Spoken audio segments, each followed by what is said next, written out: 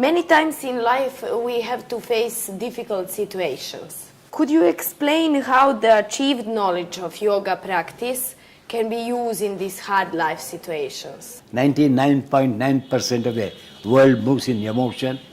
Yoga is a subject which brings emotional stability. When there is emotional stability is a felt feeling of each individual. Head is a calculative seat. It just calculates. But the experience is the mind. Mind is a part of the consciousness. Mind is the external envelope of the consciousness. So if the envelope is open, you have to see the content. The content is the intelligence, the ego, and if the intelligence and ego, which are the subtlest part of the mind, are made to function, then life is quite different. So vibrancy is there in life. So as there is vibrancy in life,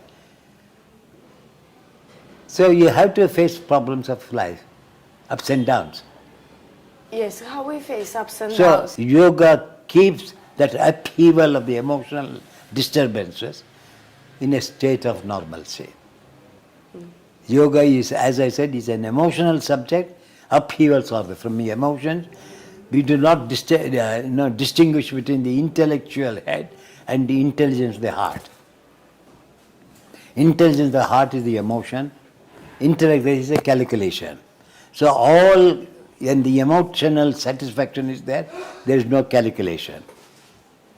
The calculation comes because of want, emotional want.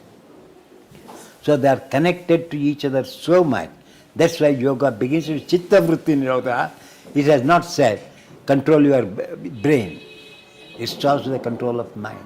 The mind gets attached to the external objects of the world, which is sensitive, which is not permanent, which is sensual, not permanent.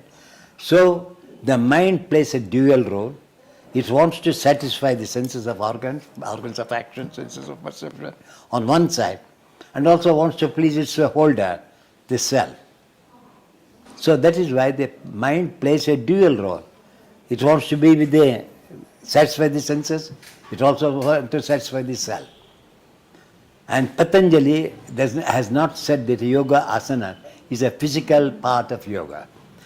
The effect of asana, he says, this mind which plays a dual role, want to please the senses, want to please the self, is made to become single so that it is free from satisfying both but becomes one.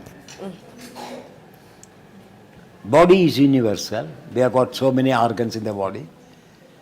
And your blood, my blood, whichever country you belong to, do not change. So body is universal. God has created like that. Universality in the individual in the body and individuality in the mind. So it is the individual which makes chemical changes in the body.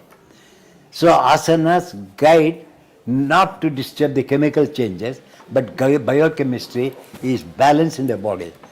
Because the mind is quiet, so bioenergy is quiet.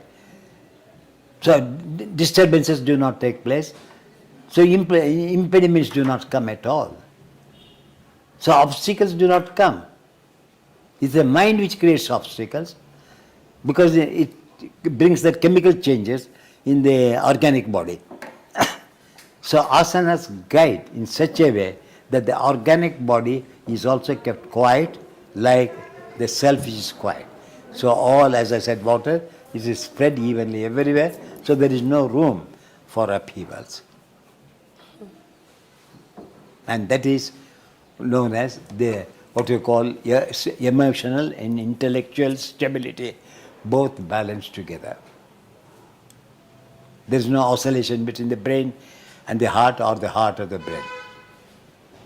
They both work as a union. That is why tato dvando anabhigataha. The dual mind becomes a single mind by the effect of asana. So spiritual effect has been given.